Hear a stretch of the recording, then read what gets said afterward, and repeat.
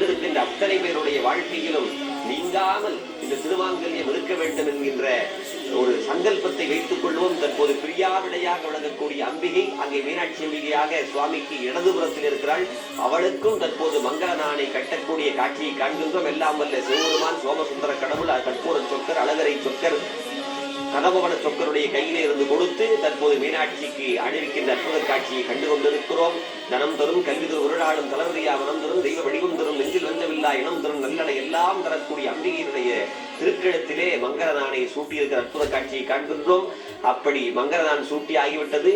தொடர்ந்து சிவபெருமானுடைய கையிலே இருந்து அந்த திலகத்தை எடுத்து முடிச்சு போட்ட இடத்திலும் அம்பிகையினுடைய திருநெற்றியிலும் அந்த திருமாங்கல்ய நாணிலும் 3 இடத்திலும் குங்குமமும் சந்தனமும் தோய்ந்த மார்பராக விளங்கக்கூடிய சிவபெருமான் தன்னுடைய கரத்தால் அம்பிகைக்கு சூட்டக்கூடிய காட்சியை நாம் இங்கிருந்து காண்கின்றோம். இதெல்லாம் திருக்கல்யாண முறைமைகள். அப்படி காட்டிய பிறகு திருக்கண்ணாடியிலே கண்காட்டும் முதலானும் கண்காட்டும் கையாலும் பெண்காட்டும் உருவானும் பிறைகாட்டும் சடையானும் பண்காட்டும் இசையானும் பயிர்காட்டும் பயிரானும் பெண்காட்டுரைவானும் விடைகாட்டும் கொடியான் என்கின்ற வகையிலே அவர்கள் கண்ணாடியிலே தங்களுடைய திருவுருவத்தை காணக்கூடிய காட்சி இன்னும் சில மணித்துறைகளே காண இருக்கிறோம். தற்போது முடிச்சிலும் அந்த திருமாங்கல்ய நாளிலும் நெற்றியிலும் காட்டக்கூடிய காட்சி காணப்படுகிறது. தற்போது அந்த வகையிலே பன்னீர் தெளிக்கிறார்கள். சுவாமியினுடைய திருமேனி கமக்க வேண்டும் என்கின்ற வகையிலே சுவாமியினுடைய திருமேனியின் மீதும் தொடர்ந்து அம்பிகையினுடைய திருமேனியின் மீதும் பன்னீர் தெளிக்கிற அற்புத காட்சியை நாம் காண்கின்றோம்.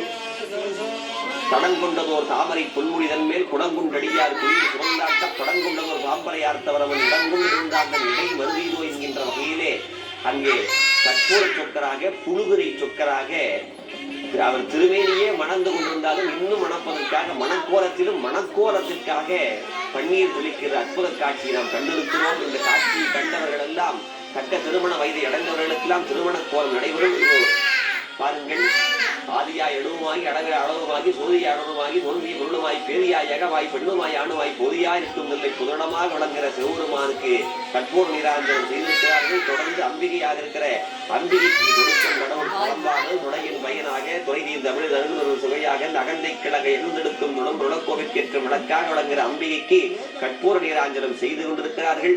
இந்த நேரத்திலே அம்பிகையை வழிபடக்கூடிய அனைவருக்கும் தக்க திருமண வயதை அடைந்தவர்களுக்கெல்லாம் நல்ல வாழ்க்கை துணை அமையும் என்பது திண்ணம். இந்த நேரத்தில் திருக்கல்யாணத்தை கண்டிருக்கிற அனைவருக்கும் கோதானம் மூதானம் வஸ்திரதானம் சொன்னதானம் என்னதானம் இருந்தாலும் சந்தானம் என்று சொல்லப்படுகின்ற குழந்தை பெற்ற எல்லாம் வல்ல அம்பிகை மணக்கோலத்தில் இருக்கிறார். பவ்விய பாக திரைவதுமையும் மகிழ்ந்திருக்கும் செவ்வியும் உங்கள் திருமண கோலம் என்று சிந்தையுள்ளே என்று அபிராமற்றம் சொல்லுவார். இந்த திருமண கோலத்தை கண்டிருக்கிற அனைவருக்கும் நல்ல குழந்தை பேறு வாய்க்கும். உடல்நலமற்றிருப்பவர்களுக்கு உடல்நலம் மேம்படும்.